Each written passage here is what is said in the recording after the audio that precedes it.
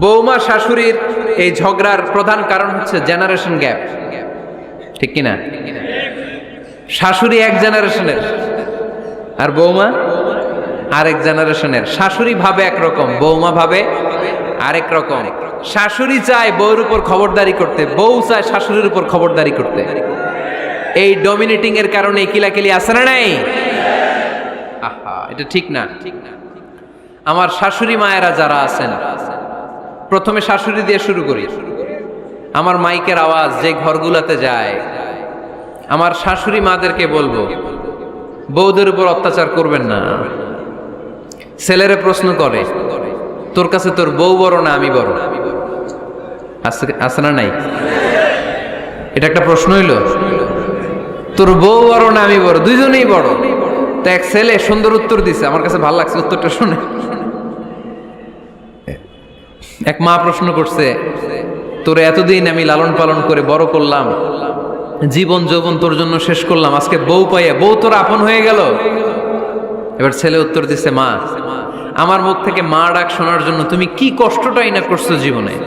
10 মাস আমারে পেটে ধারণ করলা, খাইতে পারো নাই, বমি করছো, খালি ওষুধ খাইছো, তোমার পেট কেটে আমারে বের করা হয়েছে, 2 বছর আমারে দুধ খাওয়াইছো, পেশাব পায়খানা পরিষ্কার করেছো। বয়স যখন 3-4 তখন তোমার আমি মা ডাকছি, এই মা ডাকটা শোনার জন্য তুমি এত কষ্ট করছো। আর আরেকবারের মাইয়া এই ঘরে আইসাই তোমার মা ডাকা শুরু করছে। যেই মেয়েটা তোমারে মা ডাকে সে আমার আপন হবে না কেন মা? ঠিক কিনা? এই মা ডাক শোনার জন্য তুমি এত কষ্ট করলা, আমার লালন পালন করলা, 10 মাস পেটে ধরলা, পেশাব পায়খানা পরিষ্কার করলা, এরপরে মা ডাক শুনতে পারছো। আর আরেকবারের মেয়ে জানা নাই চিনা নাই এসেই তোমার ডাকা শুরু করছে মা। তো যে আমার মারে মা ডাকে তার স্থান তো আমার কলিজায়, ঠিক কিনা?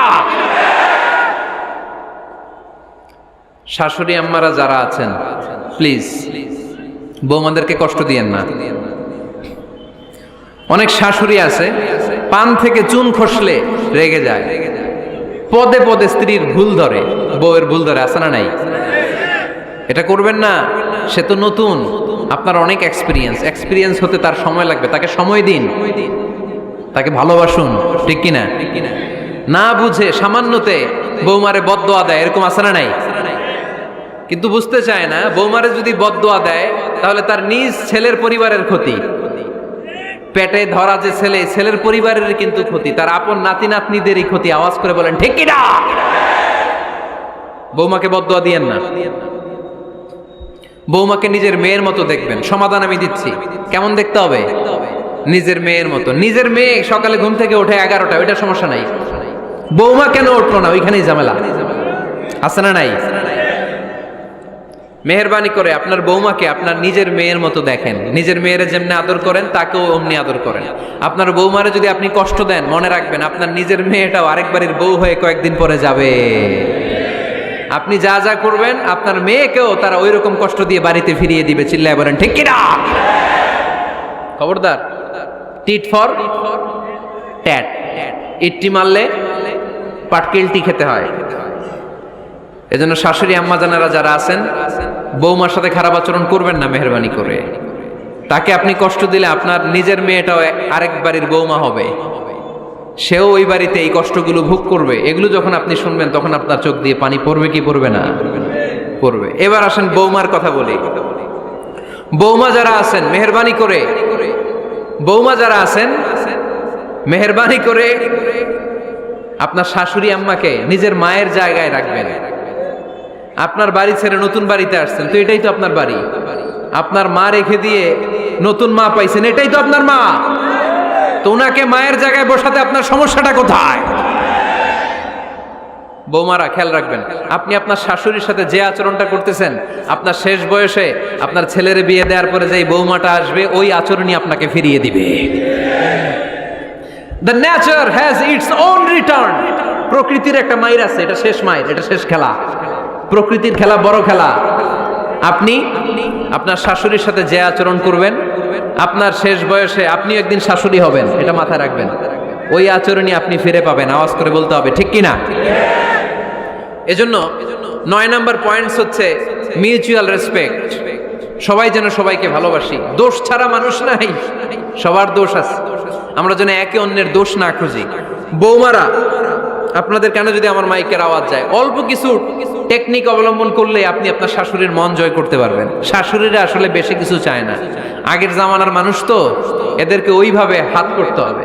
মাঝে মাঝে একটু শাশুড়ির মাথায় তেল দিয়ে দেন, চুলে তেল দিয়ে দিবেন আর কি, মাঝে মাঝে চুল আশ্রয় দিবেন, এগুলো কিন্তু খুব পছন্দ করে শাশুড়িরা। ওনার প্রেশারটা একটু মেপে দিবেন, ডায়াবেটিক্সের ওষুধটা খাইলো কিনা সময় মতো খোঁজ নিবেন, কি পছন্দ করে খেতে একটু রান্না করে দিবেন। যেই বক্তার ওয়াজ শুনতে পছন্দ করে ওই বক্তার ওয়াজগুলো ডাউনলোড করে শাশুড়ি আম্মাকে দিবেন, ইসলামী বই দিবেন। দেখবেন বয়স্ক নারীরা মাহফিল যেতে খুব পছন্দ করে, ওয়াজ শুনতে খুব পছন্দ করে, নবীদের কাহিনীগুলো শুনতে পছন্দ করে। বসায় বসায় একটু কাহিনীগুলো শোনাবেন। বাইরে বেরোলে জিজ্ঞেস করেন, আম্মা আপনার কিছু লাগবে কিনা। আর একটা টিপস আছে, চুল যখন আশ্রাবেন আর শাশুড়ির মাথায় যখন তেল দিয়ে দিবেন, তখন অতীতের কথা জিজ্ঞেস করেন, দেখবেন অতীতের স্মৃতিতে হারিয়ে গিয়েছে আপনার শাশুড়ি। কি জিজ্ঞেস করবেন জানেন? জিজ্ঞেস করবেন, আম্মা জান, মুক্তিযুদ্ধের সময় আপনার বয়স কত ছিল? ওই সময় মুক্তিযুদ্ধের সময় আপনাদের এলাকায় কি কি হয়েছিল মা? আরেকটা প্রশ্ন করবেন, মা বিয়ের সময় আপনি কেমন ছিলেন? ওই দিন দেখবেন বুড়ি আর বুড়ি নাই, জুয়ান হয়ে গেছে। ওই দিন বলবে, মা আমি অনেক সুন্দরী ছিলাম, আমার মাথায় অনেক চুল ছিল, আজকে নাই। আমগো গ্রামে আমার চাইতে সুন্দরী মাইয়া ছিল না। অতীতের স্মৃতিতে, স্মৃতি হাতরাতে হাতরাতে তিনি হারিয়ে যাবেন। জিজ্ঞেস করবেন যে, মা শীতকালে আপনাদের দেশে কি পিঠা বানাতেন আপনি যখন ছোট ছিলেন, আপনার বাপ চাচারা কি করতো? এগুলো জিজ্ঞেস করলে উনি স্মৃতির পাতা হাতরাতে হাতরাতে চোখ দিয়ে দাঁড় দাঁড় করে ওনার পানি ঝরতে শুরু করবে। আপনার জায়গায়, ওনার হৃদয়ের মণিকোঠায় এমন জায়গায় পৌঁছবে, আপনার ছাড়া উনি কিছুই বুঝবে না। বৌমারা, এই অল্প কিছু টিপস অবলম্বন করে আপনারা আপনাদের শাশুড়ির মনকে জয় করতে পারেন। শাশুড়ি বৌমার দ্বন্দ্ব আমরা চাই না, আমরা চাই শাশুড়ি বৌমাকে নিজের মেয়ের মতো জানো, আর বৌমার শাশুড়িকে আপন মায়ের মতো ভালোবাসুক, ঠিক কিনা? এই মিউচুয়াল রেসপেক্টই পারে শাশুড়ি বৌমার দ্বন্দ্বকে দূর করতে, আর ঘরটারে শান্তির টুকরা বানাতে। আওয়াজ করে বলেন ঠিক কিনা? কয়টা গেল? আর আছে কয়টা? দোয়া করবেন একে অপরের জন্য। দোয়া, সাইয়েদনা ইব্রাহিম ফ্যামিলির জন্য দোয়া করতেন, রব্বি জাআলনি মুকিমাস সালাতি ওয়া মিন যুররিয়াতি রব্বানা ওয়া তাকাব্বাল দুআ। ও আল্লাহ, আপনি আমার নামাজ কায়েমকারী বানান, আমার কলিজার টুকরা সন্তান ইসমাইলকেও নামাজ কায়েমকারী বানান, আমার দোয়াটা আপনার দরবারে আপনি কবুল করে নেন। সুবহানাল্লাহ পড়েন। রব্বানা إني أسكنت من ذريتي بواد غير ذي زرع عند بيتك المحرم। ও আল্লাহ, আমার সন্তান সন্ততি, আমার ফ্যামিলিকে ধুধু মরুপ্রান্তর এই উপত্যকার মধ্যে তোমার কাবা ঘরের সামনে রেখে গেলাম, তাদেরকে তুমি নামাজ কায়েমকারী বানিয়ে দিও। গোটা বিশ্বের সব মানুষের অন্তর আমার ফ্যামিলির দিকে আল্লাহ তুমি ঝুঁকিয়ে দিও। ওয়ারযুকহুম মিনাস সামারাত, ফলমূল দিয়ে আল্লাহ তুমি তাদেরকে রিজিকের ব্যবস্থা করে দিও। তার মানে সব নবীরা তাদের পরিবারের সদস্যদের জন্য দোয়া করতেন কি করতেন না? আবার কোরআন আমাদেরকে শিখালো, রব্বানা হাব লানা মিন আজওয়াজিনা ওয়া মিন যুররিয়াতিনা কুররাতা আ'য়ুন ওয়াজআলনা লিল মুত্তাকিনা ইমামা। ও আল্লাহ, এমন নেককার সন্তান, এমন নেককার স্ত্রী আপনি আমাকে দান করেন যাদের দিকে তাকালে আমার চোখ দুইটা ঠান্ডা হয়ে যায়। চক্ষু শীতলকারী স্ত্রী দেন। বিয়ে যাদের হয় নাই, ইয়াং ছেলেরা এই দোয়াটা করবা। বিয়ের জন্য দোয়ার দরকার আছে না নাই? প্রতিদিন এই দোয়া করবা, আল্লাহ এমন স্ত্রী দেন, এমন জীবন সঙ্গিনী আপনি আমাকে দেন, এমন লাইফ পার্টনার দেন যার দিকে তাকালে আমার চোখ জুড়িয়ে যায়। এমন সন্তান আল্লাহ আপনি আমার ফ্যামিলিতে দেন যাদের দিকে তাকালে আমার চোখ দুইটা ঠান্ডা হয়ে যায়। নেককার সন্তান, নেককার স্ত্রী আল্লাহর কাছে দোয়া করে চেয়ে নিতে হয়। তাহলে ফ্যামিলি মেম্বার একে অপরের জন্য দোয়ার দরকার আছে না নাই?